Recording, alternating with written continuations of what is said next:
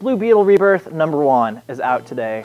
A character that I love very, very much. Middle school, high school, I read the entire Jaime Reyes series that DC did right after Infinite Crisis, and I really just fell in love with the character since. He's kind of like Peter Parker, Spider-Man in the high school days, but with a real big sci-fi twist and a nice legacy touch, being that Blue Beetle is the name of a classic, iconic DC character.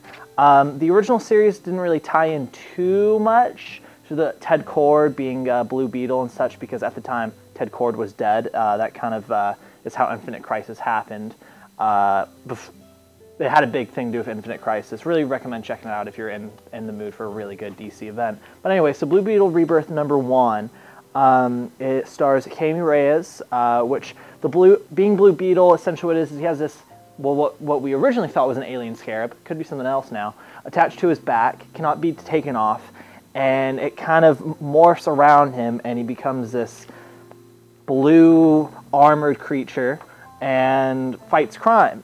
And originally that's how the original comic was, but in this, and if you read the DC Universe Rebirth special, you know this, that Ted Kord, the original Blue Beetle, but he's not the Blue Beetle in this new rendition of the universe. He has kind of taken a liking to Jaime Reyes and wants to essentially be his benefactor, his helper, his Alfred. He's very big on like the bat qualities. Like he keeps saying like, let's have a bat cave and stuff like that. And it's super cool because like if you read Forever Evil, you know that Ted Kord's dad died in that in like the first issue, like Lex Luthor killed him. So like you see now why Ted Kord, who's his son of the man who died, you see why he has the family inherited all this money. And so he's had you don't know yet how him and Jaime met, but this issue from the start is like Jaime trying to go to school with his friends. Ted calls him, it's like, yo, there's bad guys in the city, they're in El Paso, Texas, calling you out, you got to save them, they have hostages, and you get to see him like tackle the two bad guys, who are really cool bad guys, and then you also get to hear him like have Ted Kord in his ear, and kind of have like, see how it's kind of helpful banter, but kind of annoying banter, and like, they kind of play it really well off each other, like it's wit, and it's like frustration, it really works. Keith Giffen is the writer, a longtime DC Comics writer for decades, and Scott Collins, who's a longtime DC artist, is the artist of the book, who I've loved. He did tons of Flash stuff with Jeff Johns and tons of Marvel stuff. He's a really prestigious artist. I really love his stuff. And the book's really fun. If you read the original series, there's definitely some tying in with that. There's the same characters. Jaime's friends are in it. Jaime's friends is Anne is in it, who, if you read the original one, you know she's a bad guy, and it seems in this she's not all that she seems. The book features the scene from DC Universe Rebirth Special #1. So if you read that, the scene with Dr. Fate is in this, which is really, really cool. So this book essentially takes place before that scene, and you see a little bit after. And I'm really excited to see where this series goes. I'm a huge Jaime Reyes Blue Beetle fan. I love Ted Kord. His outfit of like having like this symbol with some like pants and holsters and utility belt and the goggles, and driving around in like what he calls the Bug, which is like this giant ship that he used to have in the old 80s comics.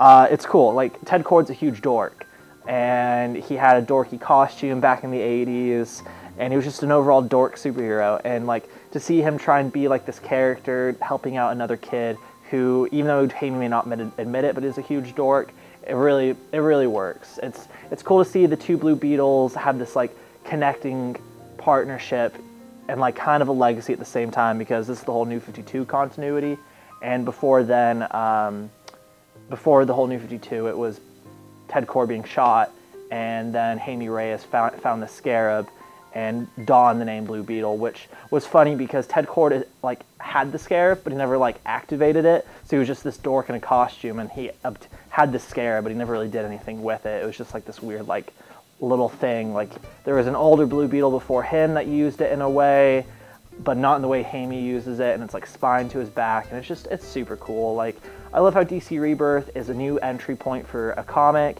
for a character, and it's also tying in back with the legacy in a really simplistic, awesome way. And I think comics are all about legacy and bringing in new readers, having new characters, but still having a connection to the old stuff that started it all.